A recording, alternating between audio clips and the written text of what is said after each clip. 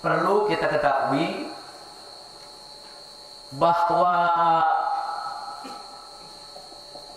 orang-orang kafir tahu betul kalau jantungnya Islam itu adalah Al-Quran.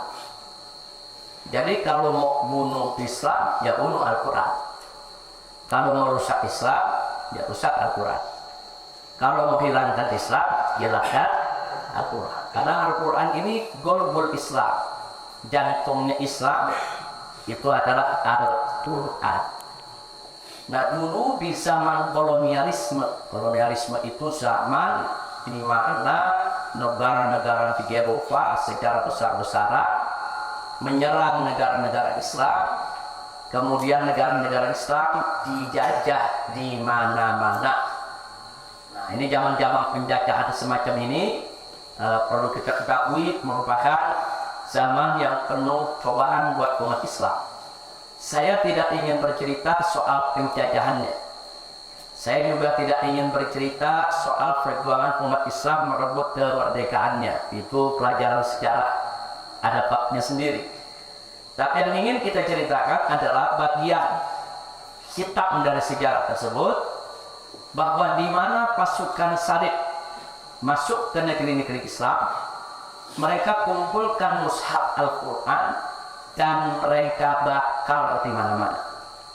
Jadi jutaan mushaf Al-Quran, baik mushaf Al-Quran yang klasik yang sudah umurnya sampai ratusan tahun ataupun baru yang ditulis oleh umat Islam, itu dikumpulkan dan dibakar di mana-mana. Pokoknya nggak boleh ada Al-Quran dibakar. Bukan hanya Al-Quran, kitab-kitab juga banyak yang dibakar oleh mereka.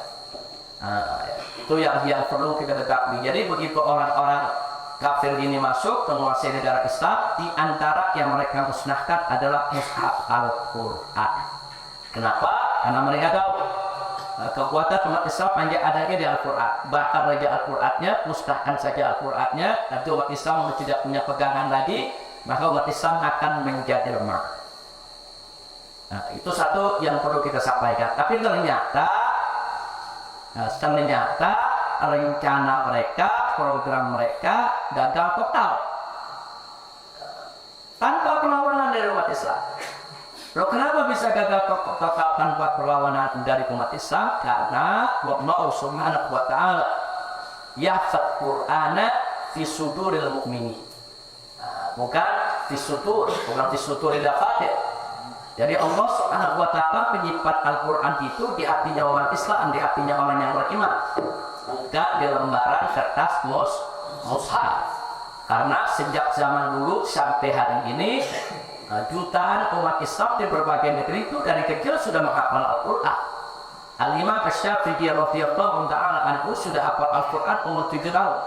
Hafal Al-Quran 30 juz. Dan hampir semua ulama, ulama salaf belum jadi ulama karena belum hafal Quran. Nggak ada ulama yang nggak hafal Quran disebut ulama, nggak ada. Jadi dulu di zaman ulama salaf, kalau sudah disebut al-alimul allama, kalau sudah disebut al-fa'imul fa'ama, kalau sudah disebut al-arif billah dan lain sebagainya, mereka semua hafal Quran. Nggak ada. Al-Quran itu syarat pertama jadi ulama hafal Quran. Itu dulu. Nah, jadi jangan kaget kalau dulu memang Al-Quran itu ada di dadanya umat Islam. Ini walaupun mushaf Al-Quran itu jutaan mushaf dibakar di mana-mana, dimusnahkan, tetap aja Al-Quran dia hilang. Orang ada di benak mereka kok. Jutaan mushaf dibakar, besok umat Islam bisa nulis lagi, bisa dinukilkan lagi dari seluruh hafalan dia. Jangan lupa itu. Nah, itulah karenanya kemarin sudah kita bahas, Allah berfirman dalam surat Al-Hijr di mana Allah mengatakan inna nahnu nazzalna dzikra wa inna lahu lahafizun. Jadi Allah jamin wa inna lahu lahafizun, sesungguhnya kami akan menjadi penjaga bagi Al-Quran. Dan ingat, di situ Allah menyebutnya inna nahnu, kami. Nah, kenapa Allah sebut kami? Pertama, ta'zim, untuk mengagungkan zat Allah Subhanahu wa Ta'ala. Yang kedua, saudara, isyarah, sebagai isyarah bahwa di dalam penjagaan Al-Quran Allah melibatkan unsur lain. Bagaimana cara Allah menjaga Al-Quran? Allah libatkan malaikat Jibril sebagai pembawa wahyu kepada Nabi. Berarti Jibril unsur lain. Kemudian dari Nabi bagaimana sampai kepada kita? Nabi menyampaikan Al-Quran kepada para sahabat. Para sahabat menyampaikan kepada para tabi'in. Para tabi'in menyampaikan kepada para tabi'in. Berarti sahabat, tabi'in dan seterusnya. Mereka semua dilibatkan oleh Allah Subhanahu wa Ta'ala untuk menjaga Al-Quran. Itu yang tidak boleh kita rubah. Jadi kalau Allah menyebut inna nahnu nazzalna dzikra, sesungguhnya kami yang menurunkan Al-Quran, di dalam menurunkan Al-Quran sampai kepada kita, Allah melibatkan unsur-unsur lain, unsur malaikat Jibril, unsur sahabat, unsur tabi'in, unsur tabi'in. Tapi ingat, dilibatkan hanya dalam proses penyampaian, bukan dilibatkan dalam proses mereka buat Al-Quran, enggak, dalam proses penyampaian. Kalau malaikat Jibril dilibatkan dalam proses pewahyuan. Nah, kemudian baru para sahabat, tabi'in dilibatkan dalam proses penyampaian. Apa yang mereka dengar dari Nabi, apa yang mereka dapat dari Nabi, itu yang mereka sampaikan kepada generasi berikutnya. Kemudian di dalam ayat lanjutannya, wa inna lahu lahafizun, dan kami juga yang akan menjadi penjaga Al-Quran. Lagi-lagi Allah menggunakan kami. Wa inna lahafizun. Wa hafizunnya pakai jamak lagi. Allah tidak mengatakan inilah hafiz, tapi Allah menyatakan wa inna lahu lahafizun. Sesungguhnya kami yang akan menjadi penjaga daripada Al-Quran. Nah, ini menarik. Dan Allah Maha Esa, Allah Tunggal, Allah tidak berbilang. Lalu kenapa lagi-lagi di sini Allah menggunakan inna? Tadi pertama ditakzim untuk mengagungkan zat Allah, yang kedua adalah untuk menunjukkan adanya unsur lain. Tapi unsur lain dalam penyampaian Al-Quran. Kali ini unsur lain di dalam penjagaan Al-Quran. Jadi Allah akan jaga Al-Quran dengan Allah punya cara. Dan Allah akan libatkan unsur lain untuk menjaga Al-Quran.